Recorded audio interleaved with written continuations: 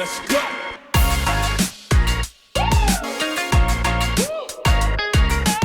All right, guys, another episode of FRT. We have an awesome guest that deals with tanks. You can say he's probably the tank commander of SOCAL Tanks. Is that a correct name to give you? Second in command, I guess. Second. I co-run a club with a couple people. Okay, so second in command. Can we get a brief introduction of yourself? Name, maybe a social tag, and for your event? Yeah, my name's Tang. I co-run SOCAL RC Tank Club. We're primarily based out of Orange County, but we travel all over SoCal to hold RC tank events. Our social handles would be SOCAL RC Tank Club on Instagram and on Facebook. And I have my own personal Instagram just for RC tanks called RC.Senshado, SENSHADO on Instagram. And same channel name for YouTube as well, although I don't do as much YouTube. So you laid out some of your tanks out there. Can we go check out the museum? Yeah, brought some of my usual runners and some odd ones just so you guys can see what kind of stuff we run. So the whole premise of our club is we do RC tank battles, which is basically like laser tag, but you're using your tank as you. So you'll see they have like little black sensors on top. You could paint over that, but the black disc sensor, that's like the receiver for how you get hit. And then on this tank, in my view right now, there's like an external cable with the IR emitter. That's the shooting part. That's what sends the signals to the other tank sensors. Some of my tanks with the larger barrels, I can hide that sensor inside the barrel, so it's like concealed and aims a little bit better. Everyone does it a little bit different, but everyone's welcome to come and play. The tanks are 1/16 scale, and primarily they run off of 2 cell lipos, 7.4 volts, or similar batteries like Lions and stuff. Actually, that was going to be one of the first questions. So are there different types of scale tanks? There are, but for the ones that we are particular to for the battling, it's 1/16. So you can find on like Amazon and all them like 1/18 scale and other ones, but the ones we play with are primarily 1/16, which is kind of a growing and popular model scale. So you mentioned, or are there, like, besides scales, are there different types of tanks? Meaning, so like, for like planes, there's your speed planes, your scale planes, your just what I'm saying? Like, there's like different types of like Sure. Yeah. Depending on the kind of club you're involved in, you might have like different classifications. Like light tanks would take less hits, heavy tanks take more hits, but they have their own speed penalties and stuff built in. Or our club's more general, where they all perform the same. You just get what you like. Then we have like some house rules just to make it interesting every now and then. But otherwise, just 1/16 scale. We try to drive them at a realistic speed so people aren't doing like silly shenanigans, and also because people don't realize RC tanks are actually more fragile than probably these RC cars. Just the weight of the tracks and this suspension components make them really like easy to break if you drive insanely fast. So we encourage people just to kind of moderate their speed and drive in a realistic manner. So usually for these events, is it mostly like for tank battling, or is there like other type of like focus geared events? For us, it's just tank battling. We do get reached out to by history museums and stuff like that, and reenacting events, which are basically adjacent to our hobby, because RC tanks attracts people from modelers, history buffs, video gamers, people like War Thunder and all that stuff. So we get like kind of a mix of all crowds and ages. So we get invited to like adjacent hobbies a lot. But for us, when we hold our monthly or bi-monthly games, it's purely just social and RC tank battles. Is it has to be like a scale tank, or can you make like your own little custom tank? You can probably bring your own custom tank as long as it uses the same battle system we use, which is kind of like based on a Tamiya battle system that they originated. So even for fun, we've made some big tanks. But in general, everyone's all about the 1/16. For someone who wants to just get into this, like what would you recommend them getting? So popular brand that's always recommended, and I stand by that too, is a brand called Hanglong. They're out of China. They make tanks of many models that are battle ready to go. You just charge your battery and you're ready to play. They run anywhere from like $120 to $300, and with that, you have like, if you pick a specific model like a Sherman, for example, they have like different trims, like an all plastic model, which is 120, and the Sherman could be, you can get one with the metal tracks and wheels that have like a more weight to it and a better look when they're driving because of that weight, for like, you know, mid $200. And more or less it's the same tank underneath, just more metal components. So you'd be okay with either version. So it's really up to you how much you want to spend. The tanks are pretty tough and work pretty well. I will say that certain models like Tigers and stuff like that, they're realistic to a fault, where they have very intricate suspension that, you know, a big rock or a stick getting stuck in the tracks will likely stop your tank. Ew. Yeah. Whereas some models that are simpler, like Shermans and T-34s, they just seem to drive through everything. So if you're a beginner, my favorite two choices from that brand would be the T-34 and the Sherman tank. So correct me if I'm wrong. So the event that you guys are setting up, it's a SOCAL Tank Club? Yes, that's right. RC Tank Club. Oh, RC Tank Club. Okay. So how did that start? That club was first known as Irvine RC Tank Club, and that was before I got interested into it. I had just started getting to the hobby maybe 2 or 3 years ago, and then I looked up groups. There was like LA Tank and that club, and I really liked what I saw at Irvine with one of my friends. His name's David. His passion for the hobby, and also he wanted to bring interest to the masses by, you know, holding events that are friendly to beginners. And he has a large collection, but he's happy to share them with a lot of people that are just wanting to try for the first time. So he brings extras for people to play with. And then we kind of turned it into like a whole system of events that we can hold just about every month. And then after a while, when our membership grew and we just started campaigning more, we decided to rebrand to SOCAL RC Tank Club, so it's easier to find, or more recognizable, because not everyone knows where Irvine is, but SOCAL is very catchy. What's like a cool location where you guys actually held one of your events? We've gone to a lot of parks. Last big one we did was for the Planes of Fame Museum in Chino. Oh, really? They gave us a whole airplane hangar to set up an exhibit, and lots of people came by, like thousands. Did you guys do like a little tank battle there too? Yeah, what we did was we had Planes of Fame wanted us to have people try out the tanks, so we set up in a way that everyone can do like a training session real quick to get familiar with the controls and the rules of the game. And then the other half of that would be to actually battle for like 15 to 30 minutes. And then when we did that, you know, we go through a lot of large groups of people so that they could get their hands on the tanks and see what we're about. And then from that, you know, a lot of new people came out of that and joined our club to become full-time members and visit us elsewhere too. So it's very much just promotion and getting people interested in the hobby. Wow, that's exciting. Yeah. Well, I want you to we all want our guests to actually have a good time on the show.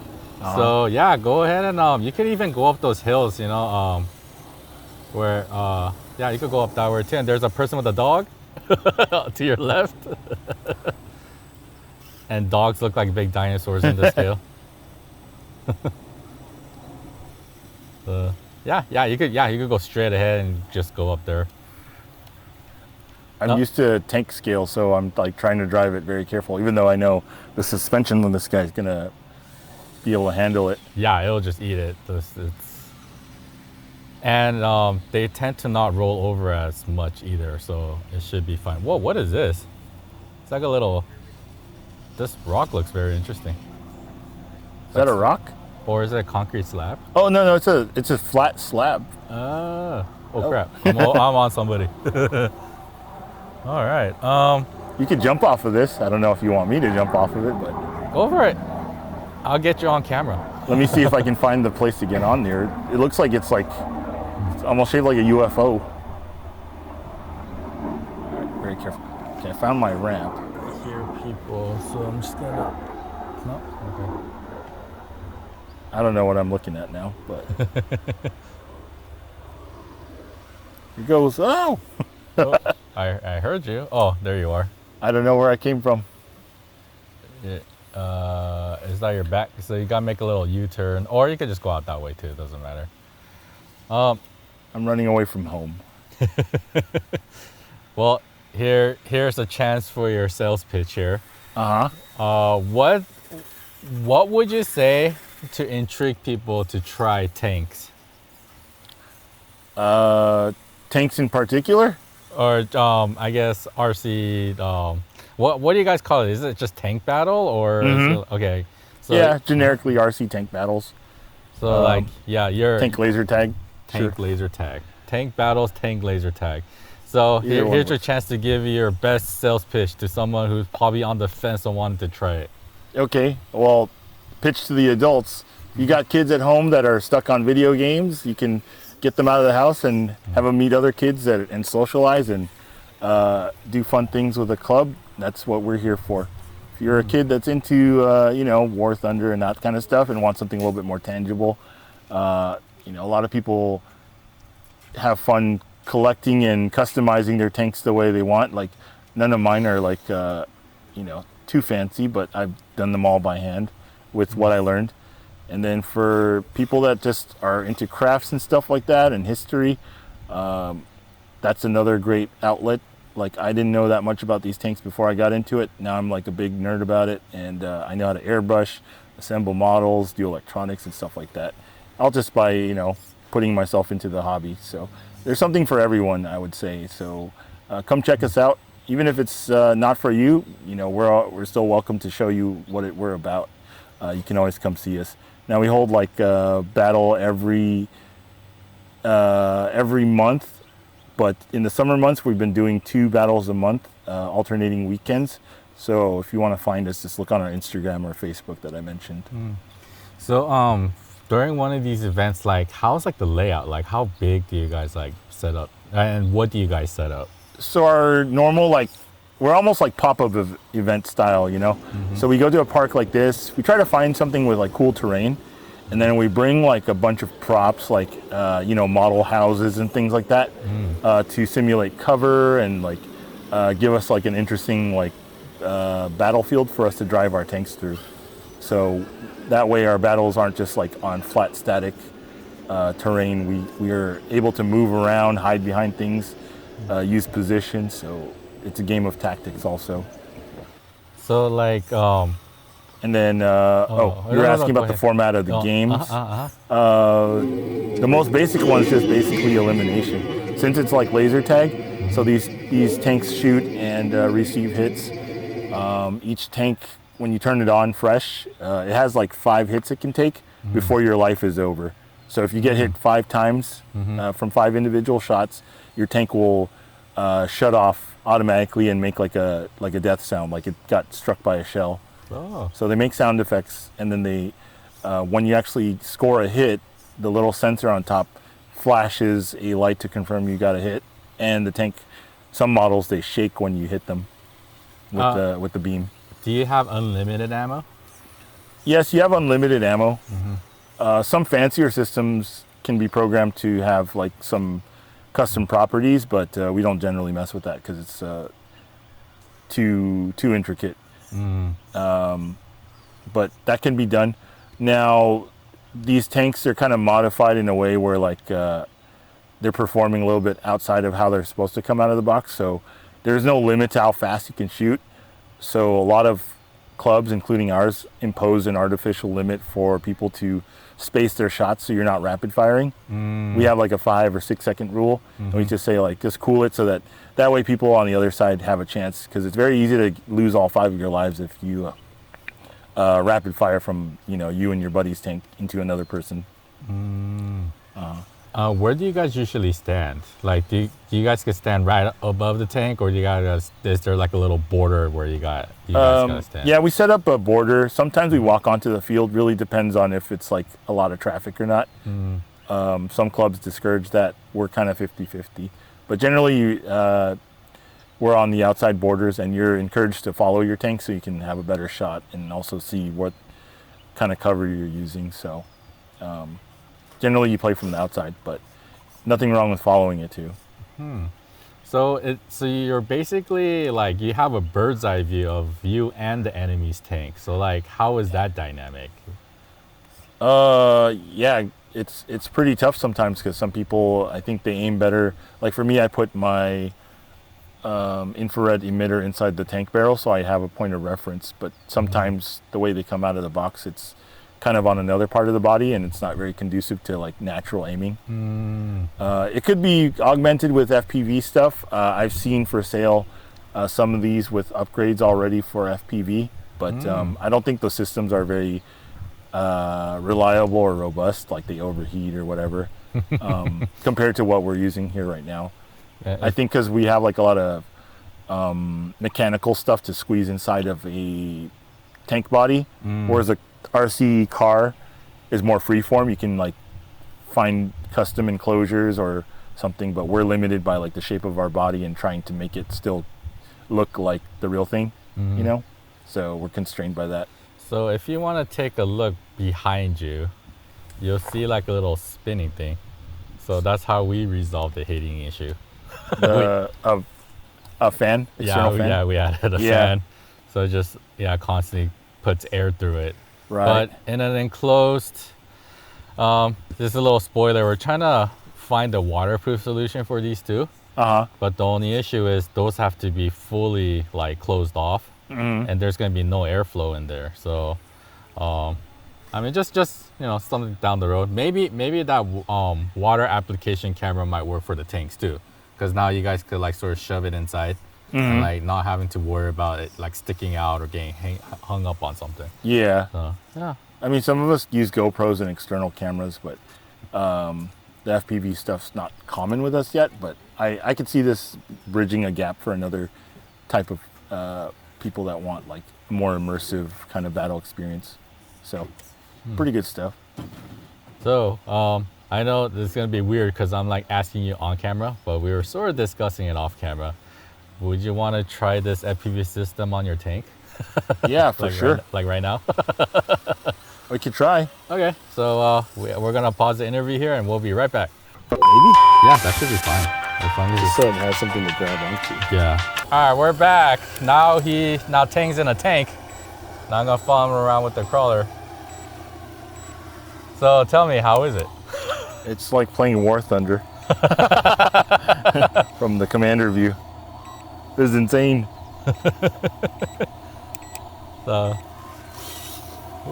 I've never driven my tank in this perspective before. All right. I mean, this would be a pretty cool application to FPV also. And sure. If you think this will work, then I'll work really hard to get you guys something. Yeah.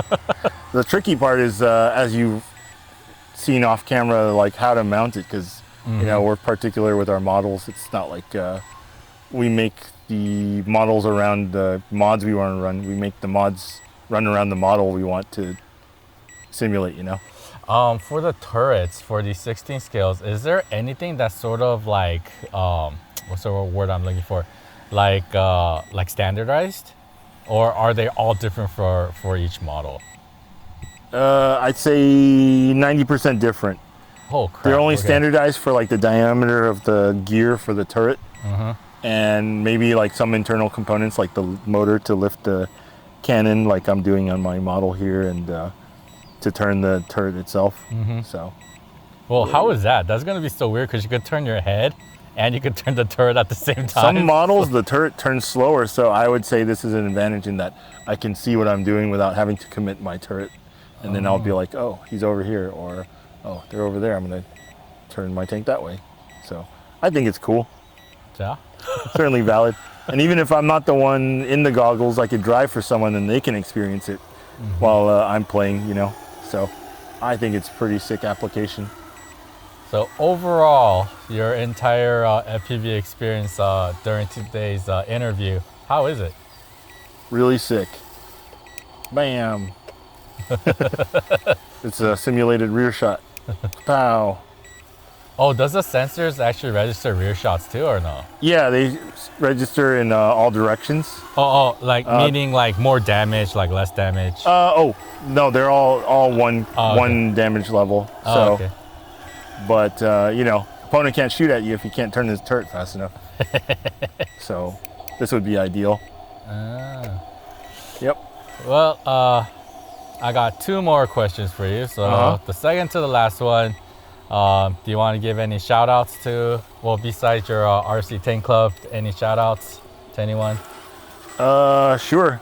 Can it be a little longer? Because there's a lot of people that put us here, I think. Yeah. All the museums who allowed us to host or have been supportive of us. That includes Plains of Fame, Flabob Airport, the Liberty. Sorry, I'm having too much fun here. Let's see, Spirit of 45 organization, people that put that on. The American Military Museum in South El Monte, they're all very supportive of us. And the people, you know, got David, who I would recommend you interview. He's the other half of this craziness. He's a more like conservative dad energy, so, you know, his perspective is going to be a little bit different than mine. But we all work towards the same goal. We have some new members who are also from the RC crawler community, like Jim from Bash Maps. I recommend you check him out too. So shout outs to him. He's been helping us with our club too. So I mean, he's been a valuable new member to the group. Yeah, and all the people that make cool stuff for our tanks. A lot of this stuff, you know, the tanks, they come pretty much as they come, and a lot of modelers, they 3D print, 3D design, resin mold details that are specific to, you know, World War II or whatever style of tank you're trying to like decorate. So a lot of stuff's just handmade. Oh, I just had a question. I always do this. See, that's the bad thing about me is I don't have like a teleprompter or like a like a card I could look at because I'm in FPV also. Yeah, it's fine. So it's like, it was like, with Bash Maps, did they add your locations to their map? Yeah, we've been getting free advertising from them for a while, not knowing. They just kind of like, yeah, we've been sharing your events. Like, oh, really? That's awesome. So perfect. I figure we owe them a favor too. Yeah. So it was Dave and Jim, correct? David is our club president, and he's responsible for like the revival of the club. Irvine was a kind of a dormant club for a while, but he brought it back and kind of repurposed it to the way he likes it, which is geared towards beginners and attracting new faces, and I'm all for that. Perfect.